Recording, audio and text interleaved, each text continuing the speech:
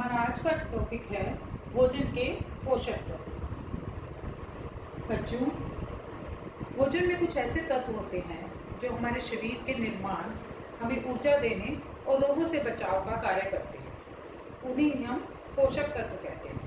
ये पोषक तत्व हैं कार्बोहाइड्रेट्स, प्रोटीन, वसा, विटामिन तथा खनिज लवण।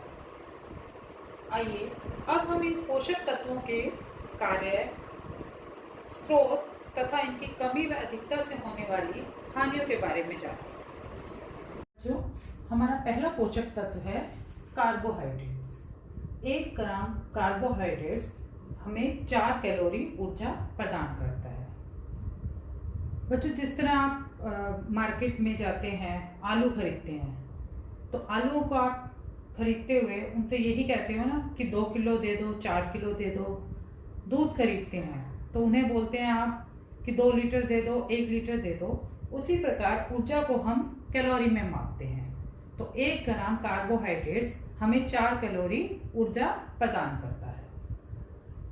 कार्बोहाइड्रेट्स के कार्य, सबसे जो मेन कार्य है उसका सबसे इम्पोर्टेंट, वो है हमें ऊर्जा प्रदान करना।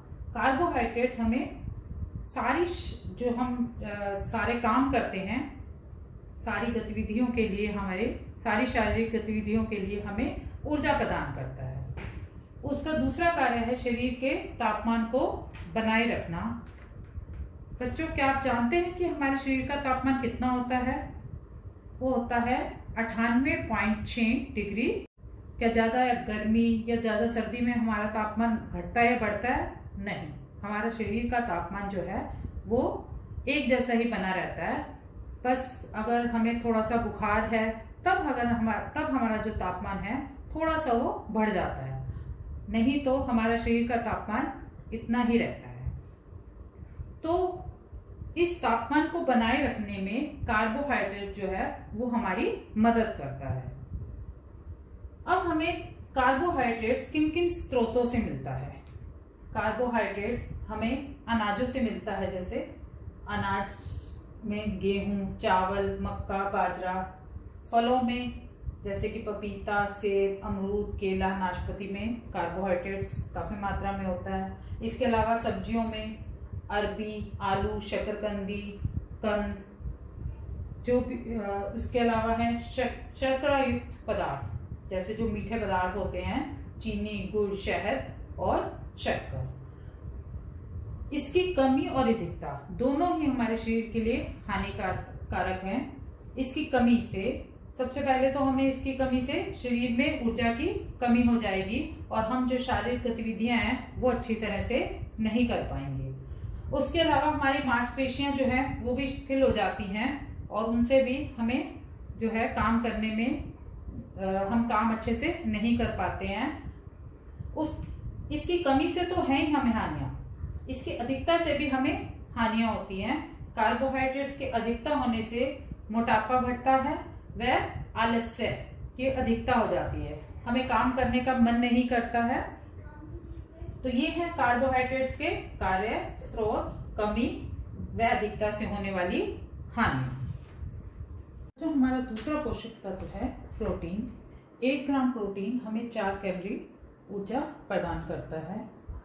इसके कार्य हैं, सबसे पहला कार्य है शारीरिक वृद्धि, निर्माण तथा विकास में सहायक। जैसे कि आप जानते हैं कि प्रोटीन हमारे शरीर के टूटे फूटे तंतुओं का निर्माण करता है व नए तंतुओं को बनाता है, तो उससे हमारे जो शरीर की वृद्धि होती है। दूसरा कार्य है पाचक रसों के निर्माण में सहायक। हमारे शरीर में कुछ पाचक रस होते हैं जो हम खाना खाते हैं, उनको उस खाने में मिलकर उसे पचने में सहायता करते हैं। तो उन पाचक रसों के निर्माण में प्रोटीन बहुत ज्यादा जरूरी है। इसका तीसरा महत्वपूर्ण कार्य है रोग प्रतिरोधक क्षमता को बनाए रखना। रोग प्रतिरोधक क्षमता क्या होती है? हमारा शरीर जो है विभिन्न रोगों से लड़ने की एक क्षमता अपने अंदर बनाए रखता है, जिससे हम ज्यादा जो है रोगों से प्रभावित नहीं होते। तो उस रोग प्रतिरोधक क्षमता को बनाए रखना जो है वो प्रोटीन का कार्य है। प्रोटीन के स्रोतों के बारे में जानेंगे। सबसे पहले है वनस्पतिक स्रोत। इसमें मटर, चना, सोयाबीन, सेम, बादाम, मूंगफली व दालें आती हैं। दूसरा है जांतव स्रोत। जांतव मतलब जो जंतुओं से मिलता है। इसमें दूध, दूध से बने पदार्थ, अंडा, मांस, मछली, कोट, लीवर, ऑयल आदि। अब हम इसकी कमी व अधिकता से होने वाली हानियों के बारे में जानेंगे। इसकी कमी से होने वाली हानियां हैं, सबसे पहले शारीरिक तथा मानसिक विकास का अवरुद्ध होना। जैसे कि आप जानते हैं कि शारीरिक विकास में प्रोटीन जो है बहुत ज़्यादा सहायक है, तो इसकी कमी से हमारी शारीरिक और मानसिक दोनों ही तरह का विकास जो है वो रुक जाता है। दूसरा है क्वाशियोरकर व मरासमस रोग का होना, जिसे हम सूखा रोग भी कहते हैं। इस रोग में शरीर जो है वो सूख जाता है। क्वाशियोरकर रोग जो होता है वो बच्चों में तथा मरासमस जो है वो वयस्कों में होता है। इसकी अधिकता से होने वाली हानियां हैं, सबसे पहले है कब्ज रहना, शरीर में कब्ज बहुत ज़्यादा रहती है।